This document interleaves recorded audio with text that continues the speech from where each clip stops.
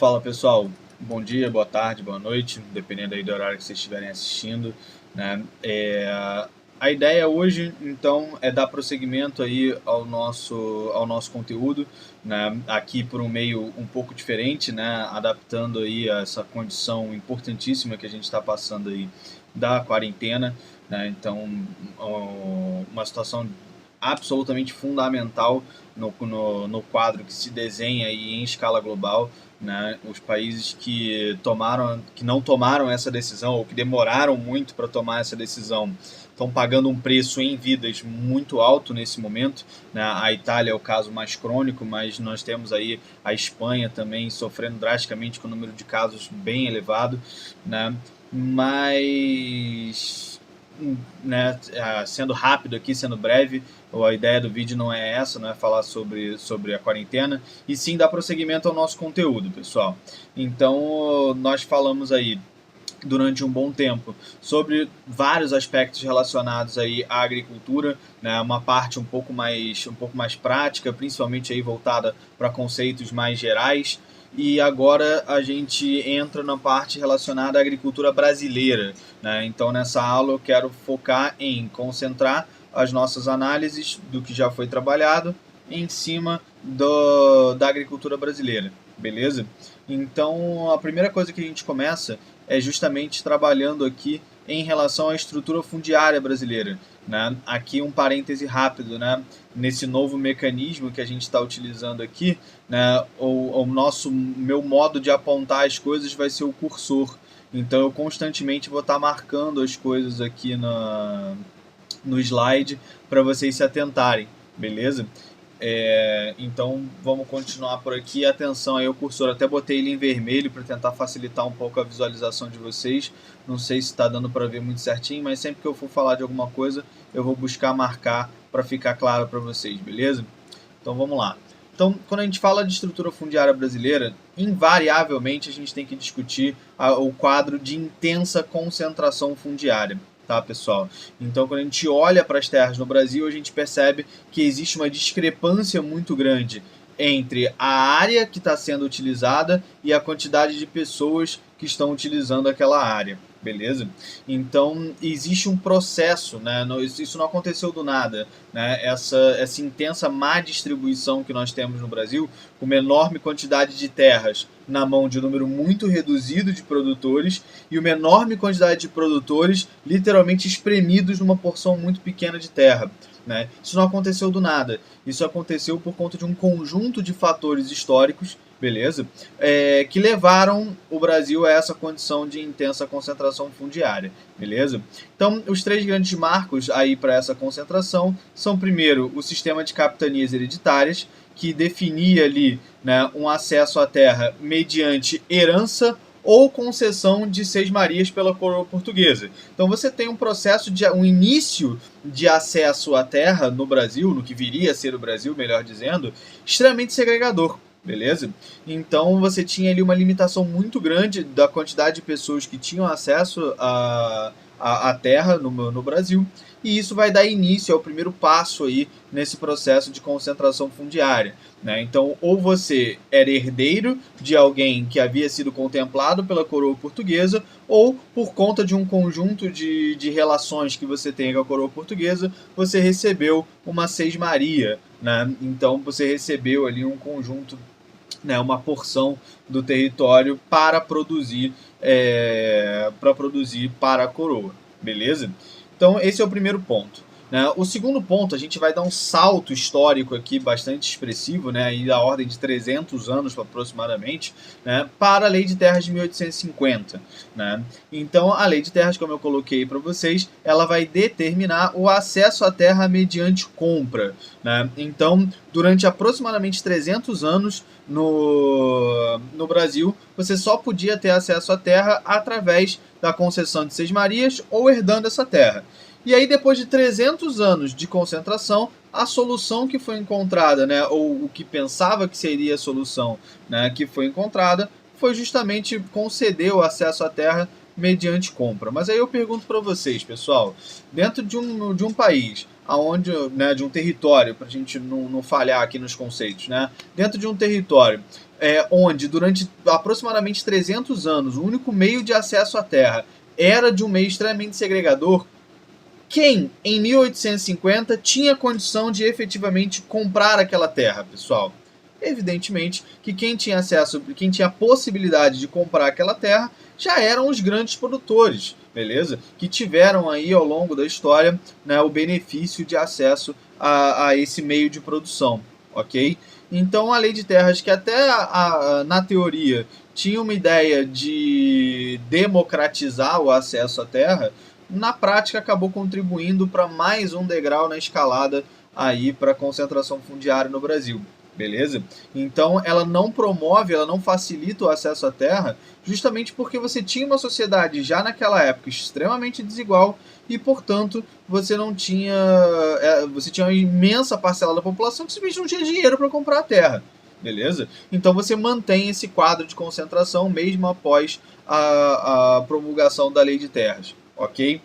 E aí a gente dá mais um grande salto, aí a gente já está saltando mais uns 100 anos aí aproximadamente, para a modernização agrícola, né, o pós-Revolução Verde, né, ou seja, a Revolução Verde, lembrando, né, aquele conjunto de tecnologias e técnicas aplicadas à produção agrícola visando o aumento da produtividade, né, que tinha aquele discurso lá de acabar com a fome no mundo. A gente sabe que isso é um discurso muito vazio, porque o problema da fome no mundo nunca foi uma questão de falta, nunca não, né, mas pelo menos na nossa sociedade mais contemporânea, nunca foi uma questão de falta de comida, né, e sim uma desigualdade social muito intensa, aonde a maior parte da população não tem renda, e não tendo renda, não tem a capacidade de compra dos alimentos, ok? E aí, consequentemente, passa fome, certo? Então, o problema da fome não necessariamente está associado à falta, à produção insuficiente, mas sim à incapacidade de parte expressiva da população mundial de ter acesso a esse alimento, né? Por conta aí de questões de miséria, de desigualdade, ok? Então, a Revolução Verde ela vem com esse discurso muito bonito, mas na prática ela vai ser mais um elemento que vai contribuir aí com o quadro de concentração fundiária, na medida em que todos esses insumos, né, e aí lembrando, né, insumo é tudo aquilo que você aplica na produção para torná-la mais eficiente, né, então máquina, né, sementes selecionadas, sistemas de irrigação, né, tudo que você aplica na produção para tornar a sua produção mais eficiente, para aumentar a sua produtividade, pode ser considerado como insumo, fertilizantes, agrotóxicos, por que não, né? Então tudo isso vai ser aplicado na produção, só que isso tem um custo muito elevado. Então, aqueles produtores que têm o capital necessário para adquirir esses insumos vão dar um salto muito à frente daqueles que não são capazes de arcar com esse custo, beleza? Então você cria mais um gap gigantesco aí entre o potencial de produção dos grandes produtores e dos pequenos produtores. Esse segundo, né, fica muito atrás dos grandes proprietários, beleza? E um fator que vai contribuir com isso ainda, pessoal, é a diferença no acesso ao crédito, né? O que eu quero dizer com acesso ao crédito, pessoal?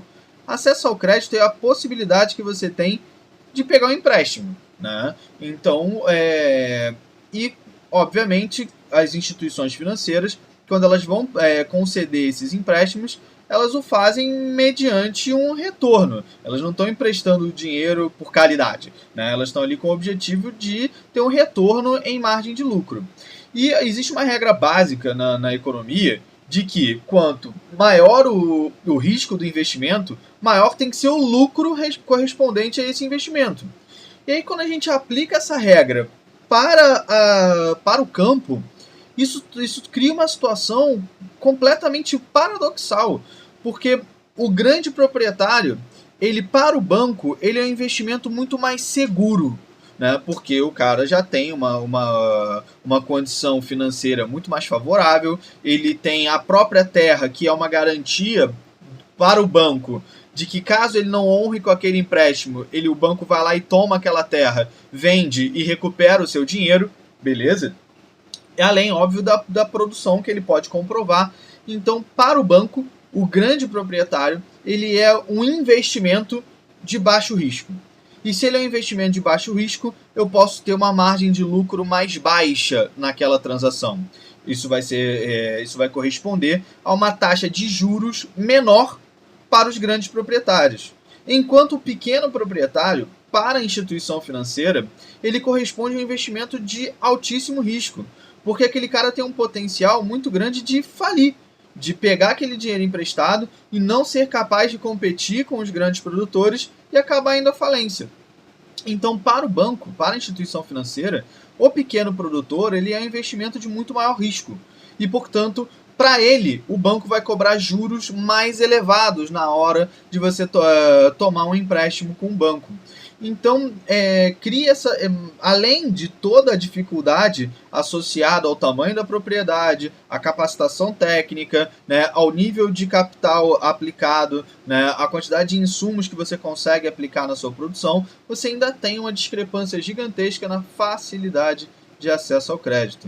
Né? Os pequenos produtores têm muito mais dificuldade de conseguir empréstimos para se modernizar, para conseguir investir na sua produção e, consequentemente, isso diminui a competitividade deles, fazendo com que muitas vezes eles não sejam capazes de efetivamente competir no mercado contra esses grandes produtores, o que acaba levando eles à falência, né? E aí agravando ainda mais esse quadro de concentração fundiária, na medida em que o pequeno produtor vai à falência e aí o grande produtor vai lá e aproveita uma condição fácil de comprar essas terras de alguém que está endividado e obviamente vai vender por um preço ali no desespero. Beleza? Então, atenção a isso. Isso aqui é um detalhe que é bem importante. Essa diferença no acesso ao crédito é um fator grave. Guarda essa informação porque a gente vai falar sobre isso um pouco mais para frente quando formos aí concluir a questão da reforma agrária. Beleza? Falando em reforma agrária, é o nosso próximo assunto. Né? É óbvio que se eu constato uma condição de intensa concentração fundiária no país, para reverter esse quadro de má distribuição, a solução é a aplicação de uma reforma agrária. No caso brasileiro, a reforma agrária está fortemente vinculada ao Estatuto da Terra, de 1964, beleza? Atenção a essa data aqui, pessoal, que a gente vai tentar aqui quebrar alguns mitos nesse momento, né? Porque a gente olha aqui, né, a má distribuição de terras, ela tem um impacto direto na distribuição da população no território. Né? Então, quando você tem um campo, um espaço rural, aonde o pequeno produtor não consegue se fixar, ele tende a se deslocar para a cidade, em busca ali de uma melhor qualidade de vida. Né? Esse fenômeno do deslocamento do campo para a cidade, a gente conhece muito bem, ele representa o êxodo rural, que eu estou marcando aqui para vocês. Né? Então, o êxodo rural representa esse deslocamento da população do campo em direção à cidade. E quando a gente avalia essa situação, é evidente que isso vai potencializar os problemas urbanos, pessoal. Porque você vai ter um enorme contingente populacional indo em direção à cidade com demandas. Né? Demandas como habitação, demandas como saúde, demandas como trabalho, demandas como transporte, demandas como educação, beleza? Então, esse contingente populacional que é forçado a sair do campo, ele vai para as cidades e gera uma série de despesas para o Estado quando chega no coisa. Cuidado, isso não é motivo para vocês fomentarem um discurso xenofóbico, né? Não necessariamente xenofóbico, né? Mas um preconceito, que é a xenofobia contra o estrangeiro, né? E aí, nesse caso, está dentro do território, por isso não se aplica a xenofobia propriamente dita. Mas esse preconceito contra o imigrante, beleza? Então vamos tomar cuidado com isso, não é por aí, a justificativa não é essa. O ponto é que o Estado, na busca por manter uma sociedade o mais saudável possível, ele deve sim agir para conter esse fator repulsivo no campo, né? Ou seja, essa população que não consegue esse quadro, né, de má distribuição de terras, que acaba expulsando a população. Cabe ao Estado agir para reverter, né, ou pelo menos diminuir os efeitos desse fator repulsivo.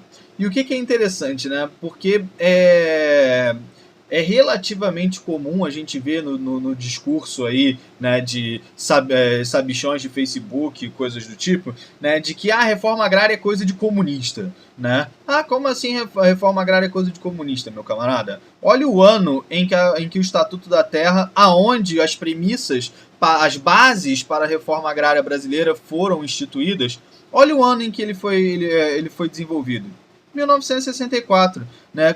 Não por acaso, justamente no início do nosso período ditatorial, beleza? Então, isso aqui é uma prova cabal, né, de que esse discurso de que reforma agrária é coisa de comunista é um papo furado, tá, pessoal? Um papo furado, porque a gente precisa entender que um bom programa de reforma agrária, ele traz inúmeros benefícios para a sociedade, tanto no que diz respeito à redução dos problemas urbanos, que nós acabamos de falar, como a própria garantia da produção de alimentos nacional, né? Então você garante aí um conceito que a gente trabalha bastante também, que é o conceito de saúde alimentar, que não tem nada a ver com ser fitness, tá, pessoal? Aí não é esse o caso, não é se alimentar bem. Saúde alimentar é um conceito que define a capacidade de um país de produzir internamente o que a sua população precisa para comer, né? Ou seja, o país ele tem uma autonomia na sua produção de alimentos. Isso é muito importante porque deixa o país aí imune a grandes oscilações, a grandes crises internacionais, né? Então, como por exemplo, a gente o Reino Unido vai ter que gerir essa situação. 50% dos alimentos do Reino Unido são importados da União Europeia. E agora, por conta do Brexit, ele está saindo, né? O próprio nome indica, né? E vai perder a possibilidade de importar esses alimentos sem nenhum tipo de taxação. Então agora ele vai ter que passar a pagar imposto sobre esse alimento. Esses 50% dos alimentos que eles consomem vão ter que passar a pagar imposto. E obviamente isso vai tornar a cesta básica, né? Vai tornar ali a dieta do britânico muito mais cara, certo? Então, quando um país é capaz de produzir internamente o que a sua população precisa para comer, nós dizemos que esse país ele garantiu a sua saúde alimentar.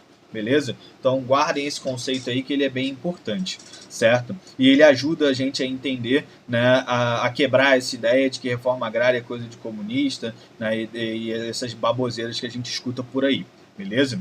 Então, continuando aí, né, a reforma agrária que a gente mais observa, ou pelo menos a tentativa de aplicação dessa reforma agrária, é a reforma agrária de base distributiva, né? Ou seja, ela tem como intuito pegar essas terras que estão concentradas e fazer a distribuição dessas terras para as famílias que estão cadastradas lá no programa de reforma agrária, que estão aguardando serem assentadas em novos lotes da reforma agrária, beleza? E aí nós temos três grandes alvos, digamos assim, do INCRA, né, que eu coloquei aqui mais para frente para gente, coloquei aqui no slide, cadê?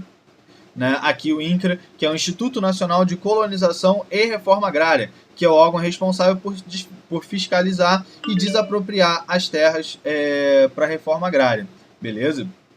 Então, eu vou fazer aqui uma interrupção rapidinho, pessoal, que eu preciso botar o telefone aqui no modo não perturbe, para vocês não ficarem escutando as notificações. Eu esqueci de colocar aqui no início, tá? Então só uma pausa aqui rápida.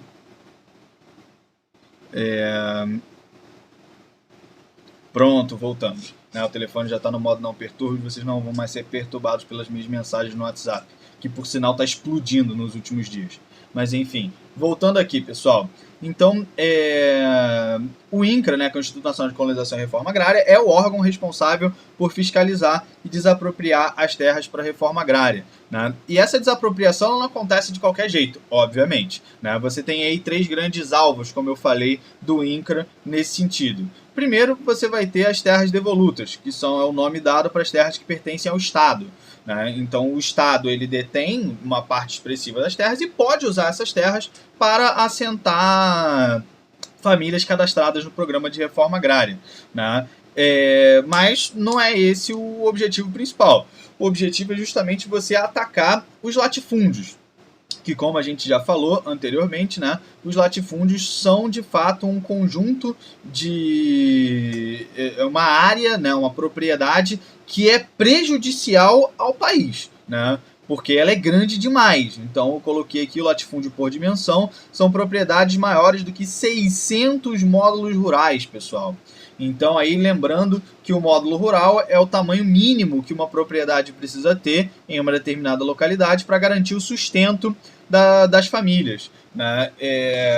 Eu vou disponibilizar depois para vocês no Drive, lá no Classroom, a lista com o tamanho dos módulos rurais por região, né? Então você vai ver ali o tamanho, né? Então em áreas onde você tem melhores condições de infraestrutura, melhores condições de mercado, naturalmente você pode ter uma propriedade um pouco menor, né? Porque você vai conseguir ali com uma produção um pouquinho menor garantir o sustento da família que ocupa aquela propriedade. Em regiões onde as condições de infraestrutura elas são mais precárias, naturalmente você precisa de uma propriedade maior para que você consiga garantir esse sustento. Beleza? Então, os latifúndios são propriedades grandes demais, né? Os latifúndios por dimensão são propriedades que são simplesmente grandes demais. É prejudicial para o Estado ter uma quantidade tão grande de terra na mão de um único indivíduo. Beleza? Então, esses vão ser alvos, né, importantes aí da reforma agrária, embora na prática não recebam tanta atenção assim por parte do INCRA. O principal aí alvo do INCRA, no final das contas, são os chamados latifúndios improdutivos, né? Ou seja, aquelas propriedades que não cumprem a sua função social. Galera, atenção a esse termo. Função social da terra, né? Tá lá prevista na nossa Constituição Federal de 1988, né? A Constituição Cidadã, que não é permitido o uso de terras agricultáveis para fins especulativos. O que eu quero dizer com isso? Eu quero dizer que você, mesmo que tenha muito dinheiro, não pode comprar uma enorme quantidade de terras e deixar essas terras paradas, esperando que elas valorizem. Por que na nossa Constituição está prevista essa função social, pessoal? Para você garantir que não vai haver um desabastecimento de alimentos para a população. Imaginem vocês alguém muito, muito rico, né, que pega a sua fortuna e investe tudo em propriedades agrícolas, compra a maior parte das propriedades agrícolas no Brasil, porque ele acha que isso vai ser um grande investimento e deixa essas terras paradas por 10 anos, esperando que elas valorizem, né? Imagina o quanto isso não vai prejudicar o abastecimento de alimentos do país, né, ao longo desse tempo, certo?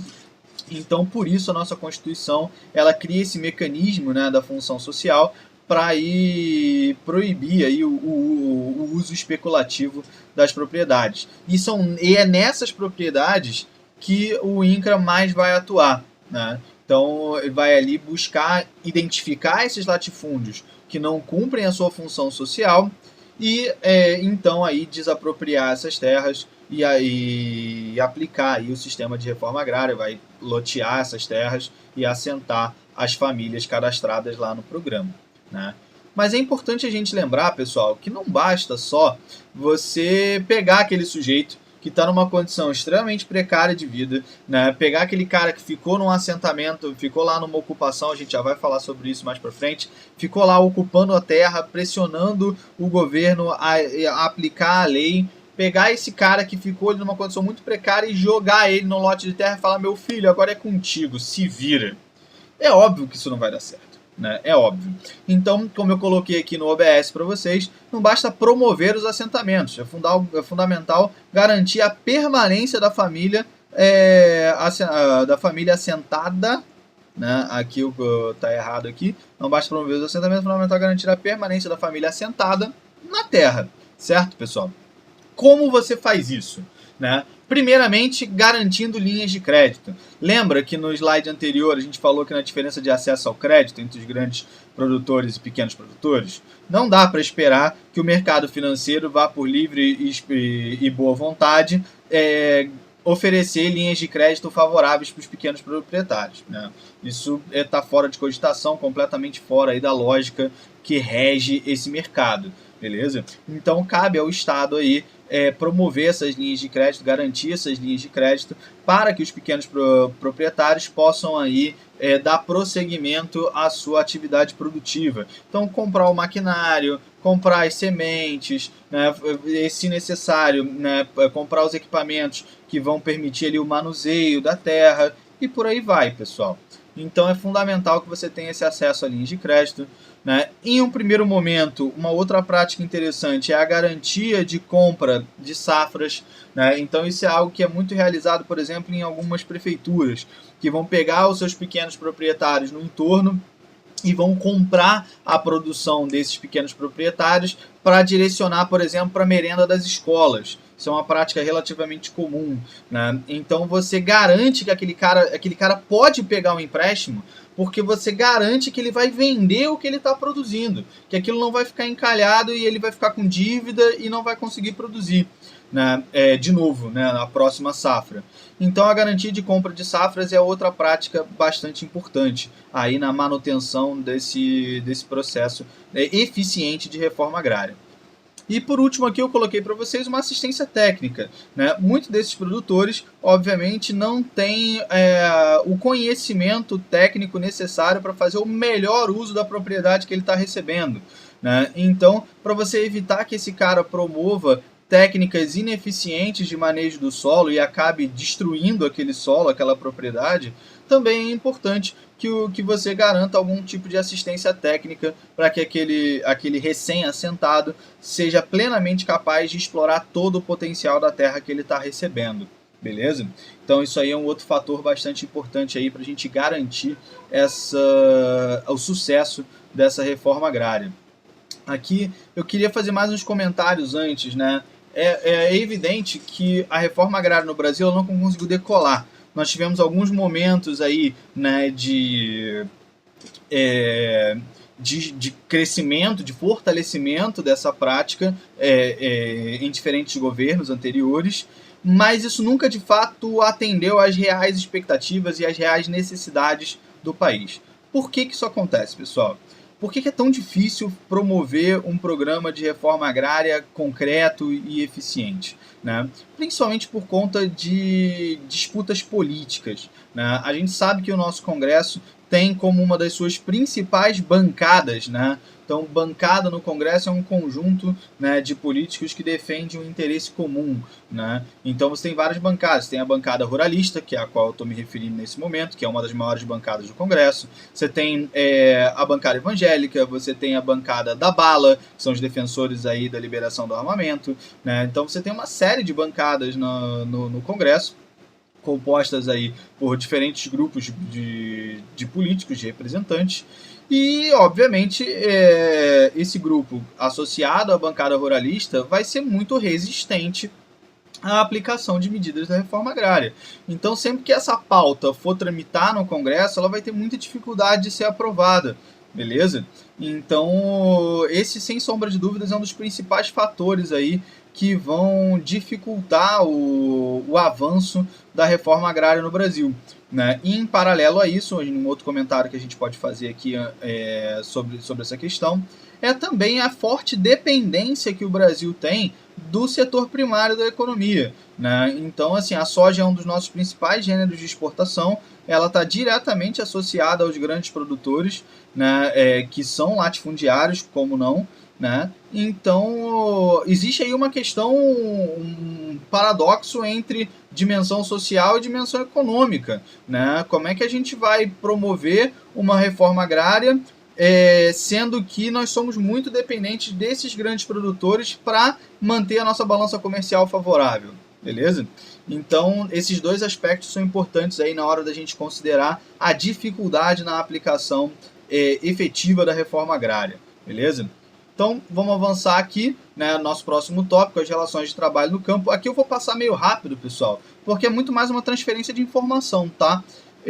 Os boias frias que são aí um dos principais alvos das questões aí no que diz respeito às relações de trabalho, são esses trabalhadores temporários, né? Eles recebem esse nome de boia fria justamente porque eles saem muito cedo de casa para trabalhar, para ir até normalmente uma praça central ali na cidade, onde ele vai ter contato com a figura do gato, né? Gato é um nome ali que é dado para o sujeito que recruta os boias frias, né? Então, literalmente, esse cara sobe em cima de uma caminhonete e começa a selecionar os trabalhadores que ele vai levar para a fazenda naquele dia, né? Então, o cara sai muito cedo de casa, vai até essa praça, né, sem garantia nenhuma de que vai conseguir trabalho efetivamente, né? O gato escolhe esses indivíduos, bota eles em cima da caçamba da caminhonete e leva para a fazenda. Lá na fazenda ele vai trabalhar. Quando ele para pro almoço, já tem muito tempo que ele saiu de casa, pessoal. Então a comida que ele levou lá pro almoço dele já está gelada. Por isso que eles chamam de boia fria, né? Porque a boia aí é a referência lá à comida, né? Que a nossa boia, né? A comida, o nosso almoço. E ela tá gelada porque já tem muito tempo que ele saiu. E obviamente ele tá no meio da roça, não vai ter um micro-ondas à disposição para esquentar a comida, beleza? Então, por isso aí o termo boia fria é aplicado para esses trabalhadores temporários. No final do dia, ele sobe de novo na caminhonete e o gato deixa ele lá na mesma praça que ele foi recolhido. E no dia seguinte é outra luta para conseguir aí o trabalho. Beleza? Então, são trabalhadores temporários, né, que não têm absolutamente nenhum tipo de vínculo, ok, com seus empregadores. Nosso segundo tópico aqui, o trabalho familiar, representa aí aproximadamente 80% do trabalho no campo no Brasil. Então, lembrando sempre, né, a agricultura familiar ela é disparado o mais importante fornecedor de comida da nossa mesa. Tá? A gente não pode cair nessa ilusão de que o agronegócio bota comida na nossa mesa. Em geral, pessoal, o agronegócio vai estar muito vinculado a gêneros supérfluos, né? A gêneros que têm alto valor no mercado internacional, mas que não necessariamente são comida, né? Então você pega aí o cacau, que é a matéria-prima para fazer o chocolate.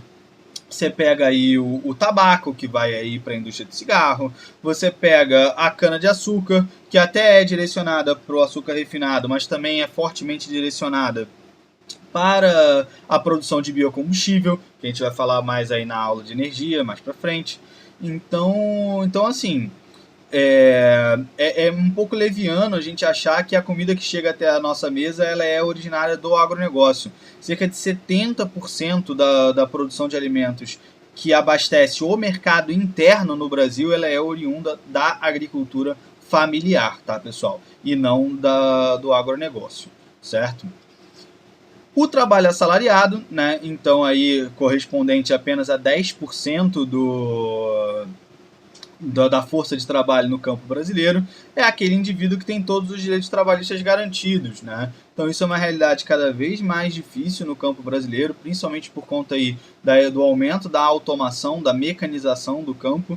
Então os postos de trabalho são cada vez menores, beleza? Então esse trabalhador assalariado aí que tem todos os seus direitos garantidos, esse aí está cada vez mais difícil, certo? Uma outra prática, né, comum aí, não necessariamente relação de trabalho, né, eu dei uma forçada de barra na hora de colocar aqui no mesmo tópico, mas a parceria e o arrendamento são formas de obtenção de acesso à terra quando você não é o dono da terra, né? Então a parceria é o aluguel da propriedade pago com parte da produção. Então eu sou dono de uma propriedade, mas eu não sou capaz ou eu não tenho interesse, né, de produzir nela toda. Mas eu tenho a oportunidade de terceirizar essa produção, né, trazer aí um outro indivíduo para produzir na minha propriedade. Eu posso eu posso alugar essa minha propriedade por 2 meios. Quando esse pagamento for feito com parte da produção, então é aquilo, o sujeito produz batata, ele produziu lá 10 mil sacas de batata, 2 mil são minhas, né, e as 8 mil são dele. Então ele está pagando o uso da minha terra com parte da produção dele. Aí chama-se parceria. E arrendamento é quando o cara vai vender as 10 mil sacas de batata dele lá e vai pagar um valor em dinheiro pelo uso dessa terra. beleza? Aí bem simples, bem tranquilo, vou passar rápido aqui para a gente não perder muito tempo, para a aula não ficar muito extensa também, né? Outro ponto aqui pra gente, né, a escravidão por dívida. Esse sim um assunto mais interessante e mais relevante no que diz respeito aí às questões, né?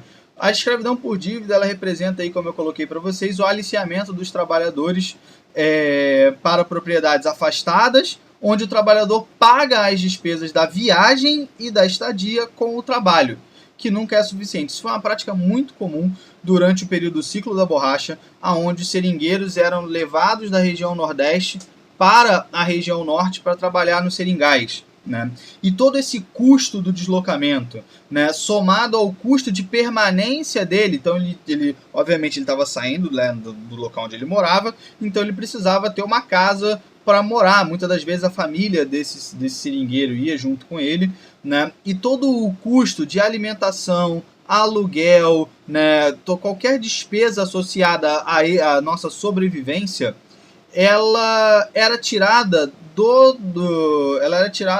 trabalho desse indivíduo, que naturalmente nunca era suficiente. O que o patrão definia como pagamento nunca era suficiente para ele conseguir, né, somente com o próprio trabalho, pagar a despesa da viagem mais as despesas. Então esse sujeito ficava literalmente escravizado ali na propriedade, ele não podia sair, não podia pedir demissão enquanto não quitasse aquela dívida, e como o trabalho nunca era o suficiente, ele jamais quitava essa dívida e ficava ali preso, escravo dentro daquela propriedade. Isso ainda é uma prática que está presente nos dias de hoje, tá, pessoal? Eu usei o exemplo aqui do ciclo da borracha, mas ainda é uma prática que está presente até os dias de hoje, beleza? E cuidado, pessoal, não confundam a escravidão por dívida, né, ou o trabalho forçado dos dias de hoje com a escravidão durante o período colonial. Né? Existe uma diferença muito crítica entre as duas situações. Né? Durante o período colonial, nós tínhamos um sistema de comercialização de indivíduos. Né? A pessoa ela era um bem, tal qual é a minha garrafa aqui que eu estou bebendo minha água. Se eu quiser vender essa minha garrafa, eu posso vender essa garrafa. Né? Se eu quiser jogar ela fora, eu posso jogar fora, porque ela é minha propriedade. Beleza? Então, durante o período de vigência da escravidão, né, do período colonial, né, você tinha uma diferença drástica que era essa institucionalização, né, da venda de indivíduos. Isso hoje é absolutamente inconcebível, tá, pessoal? Inclusive é uma das diretrizes da ONU. Né? A ONU ela não define, por exemplo, como diretriz a democracia. Existem países que são autoritários que são filiados à ONU, mas trabalho escravo é uma das práticas que é absolutamente rechaçada pela ONU, beleza? Então, não confundir o trabalho forçado, que tem um termo técnico, né, que é atividade análoga à escravidão. Análoga é uma palavra bonitinha para parecido, né? É uma atividade parecida com a escravidão. Por quê? Porque você tem as condições precárias, você tem o trabalho forçado, mas você não tem um elemento crítico, que é a posse, a propriedade do indivíduo. Isso não existe em hipótese alguma nos dias de hoje, ok? Então, por isso que é uma diferença bastante crítica aí que vocês precisam se atentar, tanto para não cometer um erro de análise numa questão, como, por exemplo, numa redação, para você não escrever ali e tomar um desconto forte ali do corretor, beleza? Cuidado com isso. E por último aqui, para fechar esse nosso slide aqui, né, a gente tem aqui a relação entre poceiros e grileiros, né, um conflito bastante antigo aí no campo brasileiro.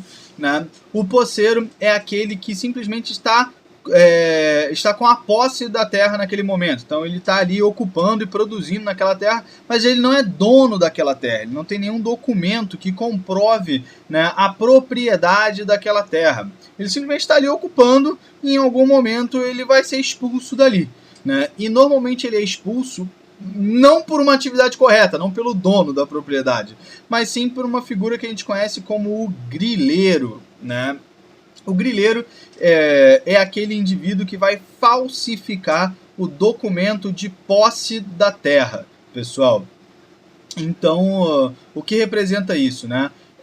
A gente está falando aqui basicamente de um sujeito que vai criar um documento que diz que ele é dono de uma determinada porção de terra, né? E quando na verdade ele não é.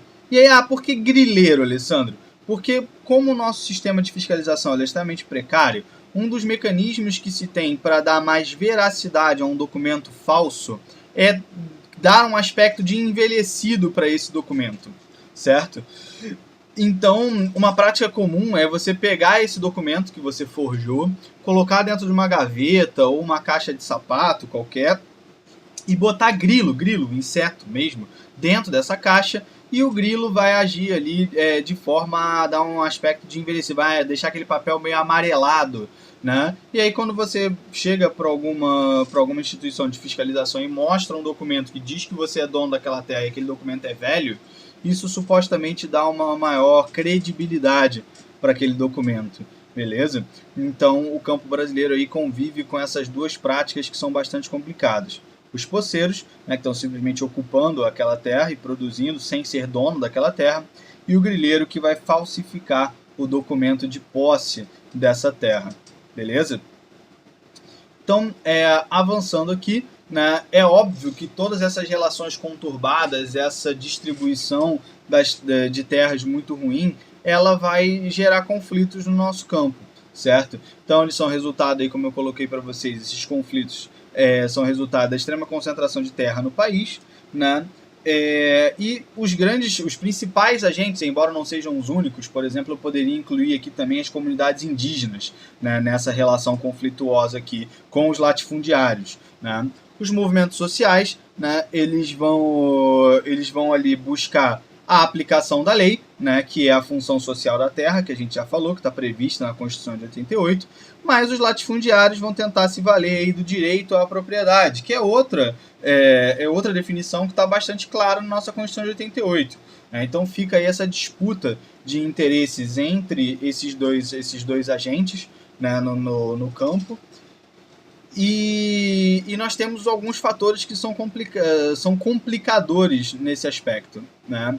Que aqui eu coloquei os movimentos sociais, tá, pessoal? Porque nós temos vários. Em geral, a gente usa o MST como grande símbolo desses movimentos sociais. Mas existem vários outros movimentos sociais que lutam pela reforma agrária no Brasil, né? Então, aí você tem Vila Campesina, você tem a própria CUT, né? Então, você tem vários outros agentes, vários outros movimentos sociais que vão buscar aí essa aplicação da função social da terra, beleza?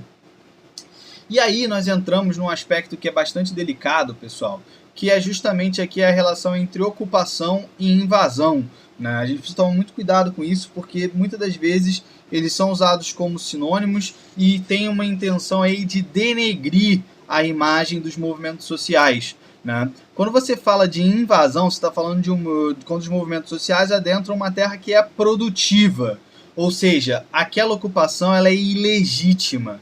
Por quê? Porque aquela propriedade está cumprindo a sua função social. Então, teoricamente, não há por que os movimentos sociais pressionarem o Estado para a aplicação da lei, porque aquela terra está em conformidade com a lei. E aí sim nós chamamos de invasão, né? Então, quando o movimento ele é ilegítimo. E quando esse movimento ele adentra uma terra que é improdutiva, ou seja, não está cumprindo a sua função social, aí esse movimento ele é legítimo. E quando ele é legítimo, nós chamamos de ocupação. Galera, é muito importante se atentar ao uso correto dos conceitos nesse caso, porque você cria um ambiente muito conflituoso nesses casos, beleza? Então, quando vocês falam que o MST está invadindo a propriedade, né? Se aquela propriedade não estiver cumprindo com a sua função social, né, ou se aquela propriedade for superior a 600 módulos rurais, o que o MST está fazendo é simplesmente pressionando o Estado brasileiro a fazer valer o que está escrito na lei, na Constituição de 88. Então aquela terra não cumpre a sua função social, então ela é passível de desapropriação por parte do INCRA, como nós já falamos anteriormente, beleza? Então, cuidado com isso. É invasão e acontece em menor escala, mas acontece, né? Eventualmente os movimentos sociais cometem erros de leitura e invadem terras que são produtivas. Aí sim é invasão. Mas na esmagadora maioria dos casos, o que ocorre é o processo de ocupação, que é um processo legítimo, pois eles adentram terras improdutivas, beleza? Nos dois casos, pessoal, infelizmente nós temos uma forte atuação da figura do jagunço. Quem é o jagunço? É um agente de segurança privada que usa de violência contra os membros dos movimentos sociais, né? É o cara que, em geral, está ali para defender os interesses do grande latifundiário, né? E com isso ele vai, imaginem vocês, né? Em regiões muito afastadas de grandes centros urbanos, onde as forças de segurança pública têm muita dificuldade de agir, né? Então é evidente aí que esses agentes de segurança privada vão cometer as maiores atrocidades, né? O principal caso aí no Brasil, né, é o caso, eu peguei aqui, eu anotei, deixa eu já abrir aqui, me fugiu agora o nome, é Eldorado dos Carajás, já lembrei, não precisei abrir aqui, né? O caso de Eldorado dos Carajás, aonde um grupo de... No caso ali, na época, foram até policiais, mas que estavam, né, agindo aí a partir dos interesses dos grandes produtores, que vão ali assassinar mais de uma dúzia de manifestantes ali que estavam promovendo um processo de ocupação, um processo legítimo, né? Embora em nenhum dos casos, mesmo que fosse uma invasão, não justificaria a morte dos indivíduos, o assassinato dos indivíduos. Mas ali você ainda tem um agravante porque a ocupação ela era legítima, né? Então esses casos de conflitos no campo brasileiro são uma situação bastante grave, beleza? E o INCRA, a gente já falou aqui da função dele, mas só faltou comentar aqui da dificuldade que ele tem, né, de promover uma fiscalização efetiva, justamente porque muitos desses produtores, né, desses agricultores que não cumprem a sua função social, mascaram a sua improdutividade com a pecuária extensiva. Então o cara pega ali uma dúzia de cabeças de gado, espalha na propriedade dele e quando o fiscal vai lá olhar, ele fala, não, olha lá, eu estou produzindo ali, ó, minha pecuária ali produzindo. Quando na prática aquele gado está ali somente para mascarar a improdutividade daquela terra, beleza? Então outro ponto aí importante para a gente ficar atento. Aqui, pessoal, a gente entra na discussão do agronegócio no Brasil, né, que tem um destaque muito grande para a região centro-oeste. É a região onde, né, os grandes produtores estão majoritariamente alocados no Brasil. Aí eu coloquei a forte ação de empresas multinacionais atuando no setor agropecuário, com alto emprego de capital e destinando a produção majoritariamente para o mercado externo. Isso aqui a gente já falou indiretamente ao longo dessa aula, né? São produtores que vão produzir soja. A carne hoje, a gente está vivendo uma situação, hoje 2020, né? Início de 2020, a gente está vivendo um momento onde o preço da carne está muito caro no Brasil.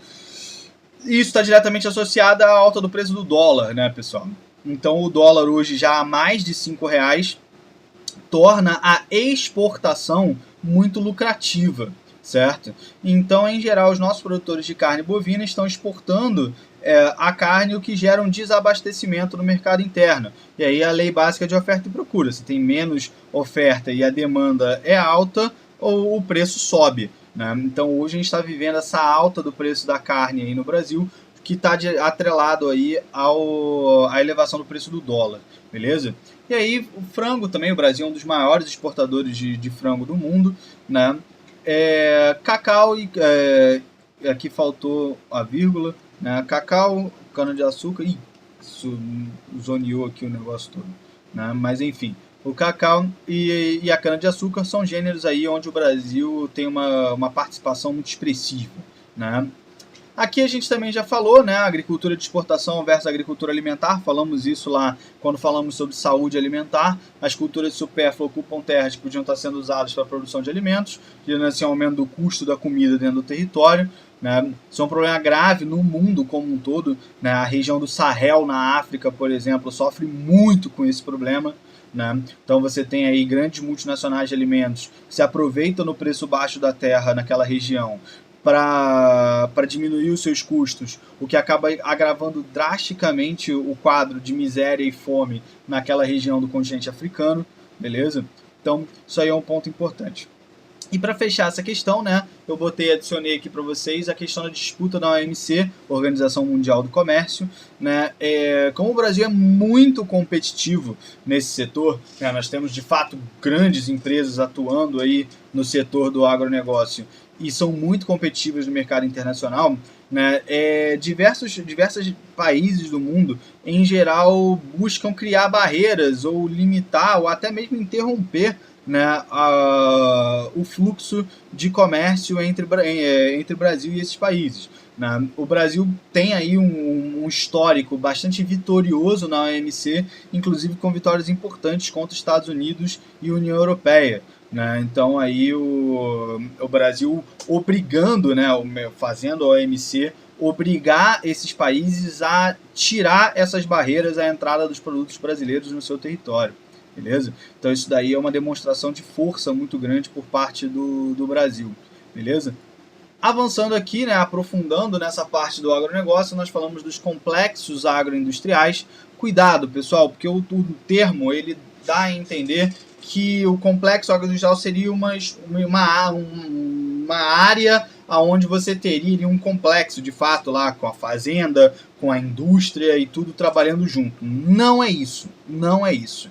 Né? Quando a gente fala de complexo agroindustrial, a gente está falando da forte integração entre o que eu coloquei aqui com vocês, com ciclos econômicos e a esfera de produção e distribuição dos produtos. Então, quando eu falo de complexo agroindustrial, eu estou falando de uma integração entre o setor financeiro, o setor produtivo e o setor da produção agrícola e o setor industrial.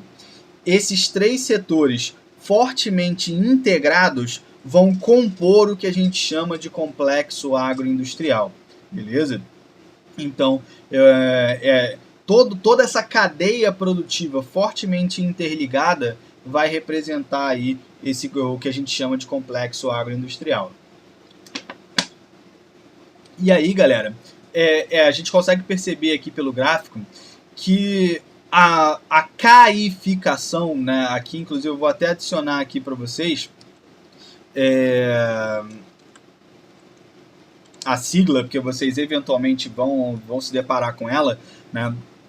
A caificação do campo brasileiro, ela representou, como o gráfico mostra aqui, uma forte elevação da produtividade agrícola. Porque o que a gente percebe aqui? A gente percebe que a área em milhões de hectares aqui, que está no gráfico de barrinha, ela não teve um aumento tão expressivo assim, né? Então aqui saiu de 35 para 50, né? Enquanto a produção em milhões de toneladas, ela saiu de 83 para 163. Então você praticamente dobra a produção, enquanto você tem um aumento bem menos expressivo na área. Isso representa um forte aumento de produtividade, né? E esse aumento da produtividade está associado ao forte emprego de capital, que vai se manifestar em monitoramento por satélite, né? Então hoje você tem aí a quantidade de insumo que você precisa comprar medida via satélite, para vocês terem uma ideia aí do tamanho das propriedades que a gente está falando.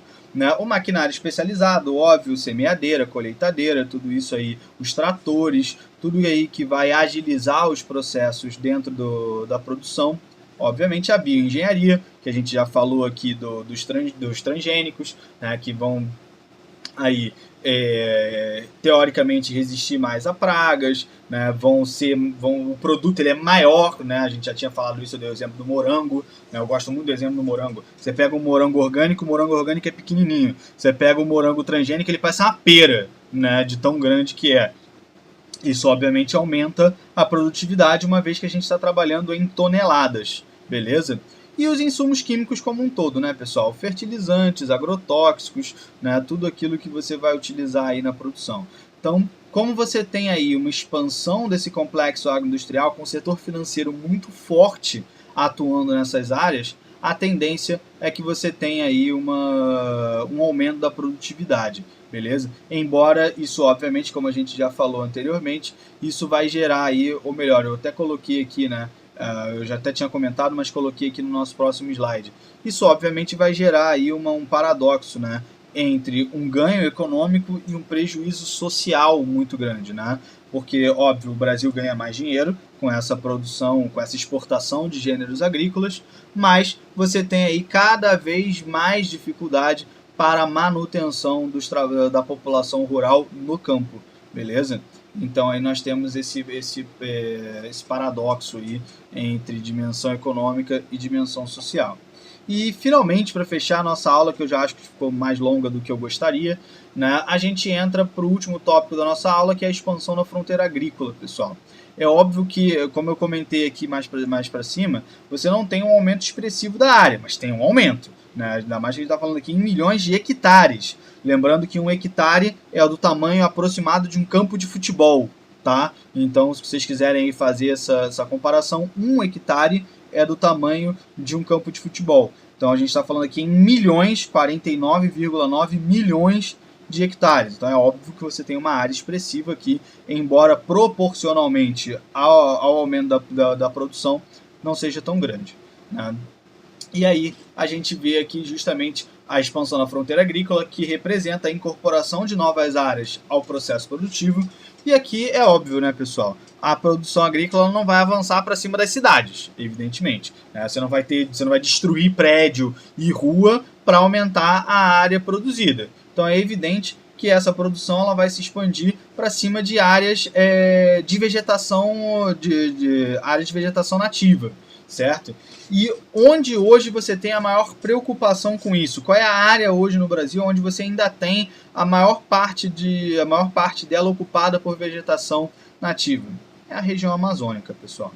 E aqui, esse arco vermelho aqui, como a gente consegue ver na legenda, representa o que a gente chama de arco do desmatamento, né? Que essa área aqui no norte do estado do Mato Grosso e aqui a leste do estado do Pará, né? São as áreas de onde o que a gente chama de frente pioneira, que inclusive eu nem coloquei aqui, né? Faltou a falha aqui, ficou uma falha aqui no slide.